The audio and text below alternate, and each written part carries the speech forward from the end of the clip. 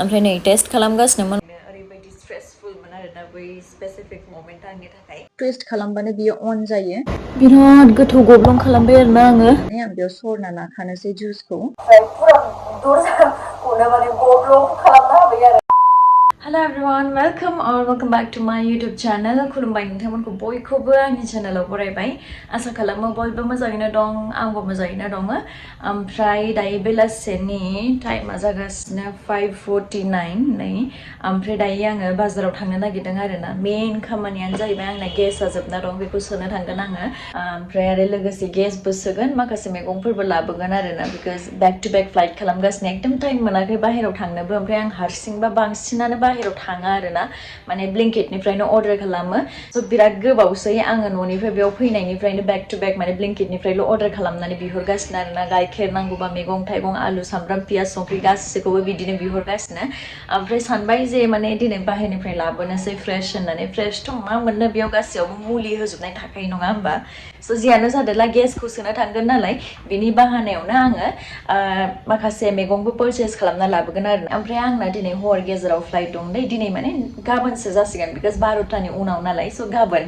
ओमफ्राय दिनैनि दिनाथ' जोबखासिगोन दायो अलरेडि 6टा जाखासिगोन नालाय ओमफ्राय दायो आङो थांनोसै बाजाराव मा मा लाबोयो नोंथांमोनाबो नायदो आङो नोंथांमोननोबो दिन्थिलांगोन ओमफ्राय आरो फैनानै ओंखाम ओंख्रि संनानै आंहा माखासे शुटबो खालामनांगौ दङ शुट खालामखांनायनि उनाव आंहा फ्लाइटआव थांनो जासिगोन आरोना स' आङो नैबे गेसखौ इउज खालामो आरोना 5 kgनि दायो बेयाव सोना लाखानोसै आं बेखौबो जाबाय स' थांग्रो आङो डाइरेक्ट गेसखौ सोनो हैखादों आरोना ओमफ्राय आङो जेराव गेसखौ सोयोमोन बै दखाना दिनै बन्द'मोन नालाय बेखायनो दिनै बेलेगाव सोनांबाय ओमफ्राय नै टेस्ट खालामगासिनोमोन अबेबाफोर लिकफोर जादों खोमा होननानै ओमफ्राय गेसखौ सोनानै डाइरेक्ट आङो सबजि बाजार खालामनो थांबाय आरोना ओमफ्राय मा लाखो नोंथांमोननो आङो न'आव सहैनानै दिन्थिगोन ओमफ्राय सबजिखौ लाखांनानै आङो डाइरेक्ट फ्रुट्सनि दखानाव थांबाय बिकज वाटारमेलन लानांगौमोन नालाय स' वाटारमेलनखौ लानानै माखासे नांगौखिनि बुस्थुखौ लानानै डाइरेक्ट न'आव थांबाय फाइनेलि सफैबाय आङो बिल्डिंआव ओरैबायदि गरम मा होननो गोलोमफ्रुजोब्बाय नै ओरैबायदि गरम टाइमफुलि गाइस आङो रुम सफैबाय हाला गरमा जोंजोब्बाय खाफाल माखाया ओरैबाबो आंना खाफाला गेदेरखा ओमफ्राय नै आं मा लाबोखो नायदो नोंथांमोना बेयाव दङ माबा भल ओमफ्राय दुन्दिया ओमफ्राय आरो नैबेयाव दङ भिन्दि ओमफ्राय नै बियो आंना गेसआ 4 kg सोना लाबोखाबाय बेखौ ओमफ्राय नैबेयाव दङ गाजर बिन्स फ्राइड राइस बानायना जानो लाबोखाबाय ओमफ्राय नैबेयाव दं वाटारमेलन ओमफ्राय नैबेयाव मुरि साहाजों आं मुरि जानो बिराद गोथाव मोनो सोर मोजां मोनो कमेन्टआव खोन्थाहर ओमफ्राय नै स्क्राब बार बेबो जोब्बायमोन आया मा लाइन थांखोलै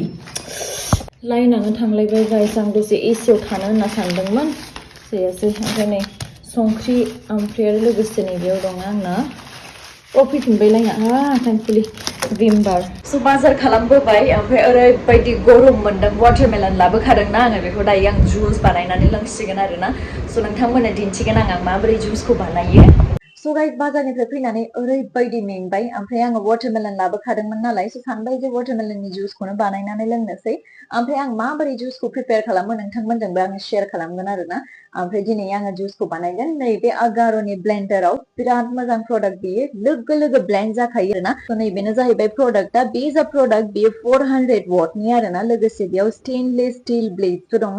मोनसेयाव 4 ब्लेड दङ मोनसेयाव 2 ब्लेड दङ ओमफ्राय प्रिमियाम क्वालिटिनि 3 जारबो मोनफागोन जेराव नोंथांमोना गासैखौबो ग्राइन्ड ब्लेन्ड खालामनो हाजोबगोन आरोना मोनसेया 700 ml नि मोनसेया 500 ml नि ओमफ्राय मोनसेया 300 ml नि ओमफ्राय लोगोसे 1 yearनि वारेन्टिबो दंखायो ओमफ्राय मेनुवेल कार्ड होनाय दंखायो आरोना ओमफ्राय बिनि धाकोनाबो 3 फैखायो आरोना मोनसेया स्टेनार ओमफ्राय मोनसेया जास्ट नर्मेल ओमफ्राय मोनसेया सिपर स' नोंथांमोना बेखौ मारिनानै केरिबो खालामनो हागोन जेरावखि थाङा मानो दायो आङो वाटारमेलननि जुसखौ बानायनानै दिन्थिगोन आरोना नैबेयाव आङो 700 ml नि जारखौ लाखाबाय ओमफ्राय वाटारमेलनखौ आङो पिसेसआव हाना लाखादों नालाय बेखौ जास्ट जाराव सोना होगोन बिदि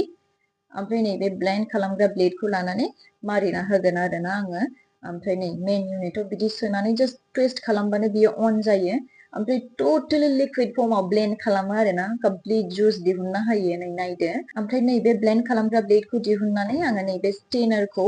मारिना होगोन आरोना ओमफ्राय बेजों आङो सरनो हासिगोन नालाय ओमफ्राय नैबे एक्सट्रा ग्लासखौ लानानै आं बेयाव सरना लाखानोसै जुसखौ पुरा स्मुथ जुस ओंखारबाय आरोना ओमफ्राय दायो आं नोंथांमोननो नैबे 500 ml नि जाराव अनखौबो ग्राइन्ड खालामना दिन्थिगोन आरोना नैबेयाव आङो माइरंखौ लाखाबाय ओमफ्राय नैबे ग्राइन्ड खालामग्रा ब्लेडखौ लानानै जस्ट बिदि सिकिउर खालामनानै अगेन सेम दहायनि बायदिनो जस्ट सोनानै टुइस्ट खालामना होबानो बियो अन जाबाय नै नायदो बेसेबां मोजाङै ग्राइन्ड जागासिनो स' नै नायदो बिराद मोजाङै ग्राइन्ड जाबाय बियो कमप्लिट पाउडार फर्माव दिहुनबाय आरोना नै माइरंखौ ओमफ्राय दायो आङो नोंथांमोननो टमेट'नि बाथोनबो बानायनानै दिन्थिगोन स' बिनि थाखाय आङो नैबे 300 ml नि जारखौ लाखाबाय ओमफ्राय टमेट'खौबो सावना लाबाय बानलु सामब्राम गुफुर ओमफ्राय जाब्रां एसे होनानै नै ओमफ्राय बेखौ जस्ट बिदिनो फिदिंना होबानो नै नायदो बे ग्राइन्ड जाबाय जेबो खस्थ' गैया आरोना बिराद मोजाङैनो गेब्लेखाजोबो नै नायदो ओमफ्राय बेखौ सुनायाबो बिराद इजि आरोना जस्ट ब्लेन्डारनि नैबे ब्लेडखौ बिदि दिहुननानै बिनि सिङाव मोनसे राबार थाबावो आरोना ओमफ्राय बेखौबो ब्लेडनिफ्राय नैदे आलदा खालामनानै बिदि इजिलि सुनो हायो ओमफ्राय जारखौथ' नोंथांमोना ओरैनो जेरै नर्मेलि खांसि सुयो बिदि सुबानो जायो आरोना बिराद मोजां प्रडाक्ट बियो ओमफ्राय सोरबाफोर जुदि बे प्रडाक्टखौ परचेज खालामनोब्ला आङो लिंकखौ डिसक्रिपसनाव होनानै होगोन आरोना स' नोंथांमोना लिंकनि थ्रुजोंनो परचेज खालामनो हागोन स' बाथोनाबो रेडि जाखाबाय लोगोसे आङो डिनारखौबो बानायखाबाय आरोना ओमफ्राय दायो दुगैस्रनानै ड्रेस चेन्ज खालामनानै आङो डिनारखौ खालामग्रोनोसै बिनि उनाव एसे मेकआप दाफबनानै आङो मोनसे शुट खालामनांगौ दङ नालाय बेखौ खालामग्रोनोसै आरोना ओरैबायदि एरख'गासिनो आङो हागोन खोमा होननानै बिकज बिनि जा नैबे बाहेरनि हुकना नै बियो बे पर्दायाबो डिस्टार्ब खालामगासिनोलै थां बैथिं थां खस्थ' मस्थ'नो स' नै बियो जा नुदोंना नोंथांमोना नै बियो आया आखाइया माबायदि जाजोब्बाय आंना नै साजोब्बाय स' नै बे हुकना नै बियो माने बुस्थुआ नैबेयाव दं नालाय नैबेखौथ' हाखाला नालाय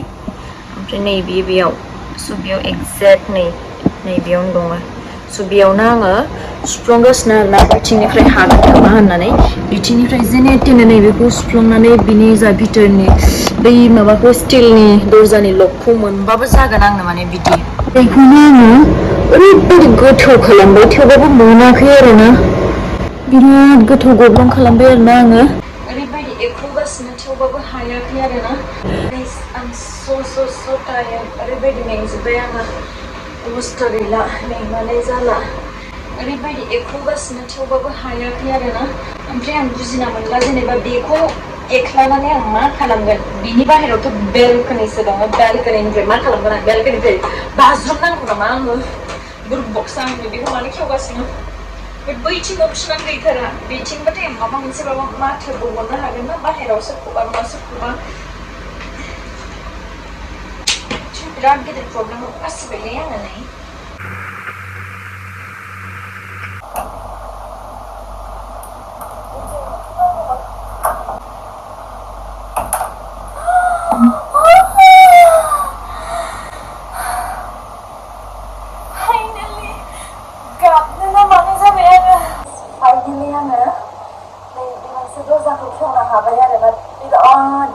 बिराद खस्थ' खालामनानै बिराद जुजिनायनि उनावसो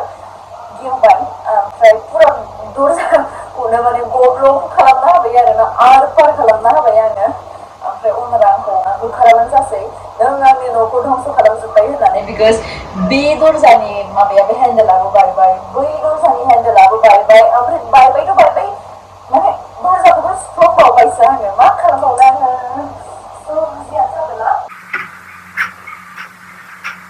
माबा माबि नागिरबाय नैबेफोराव माने माबा मोनगोन खोमा सेखाफोर बा माबा बेलेग बुस्थुफोर मोनगोन खोमा होननानै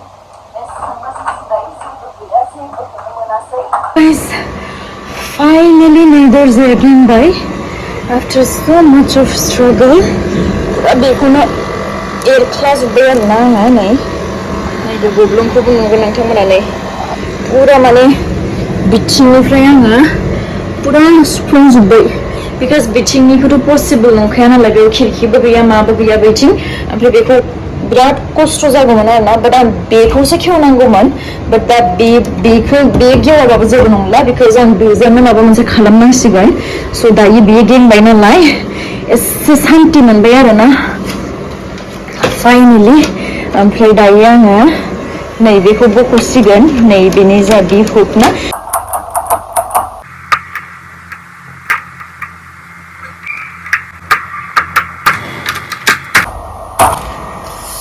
आखाइफोरासो साजोब्बाय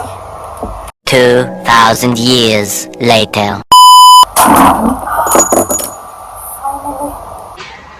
नैबे दर्जानि हेन्देला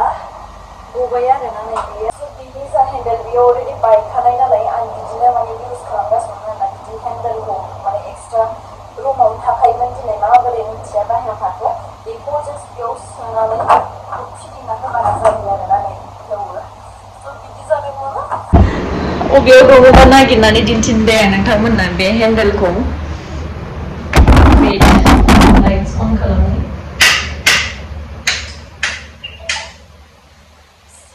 स' नै बेयावसो दङ आरोना किटचेनावसो नै मोननैयाबो बेयावनो दंबावो नैबे मोनसेया नै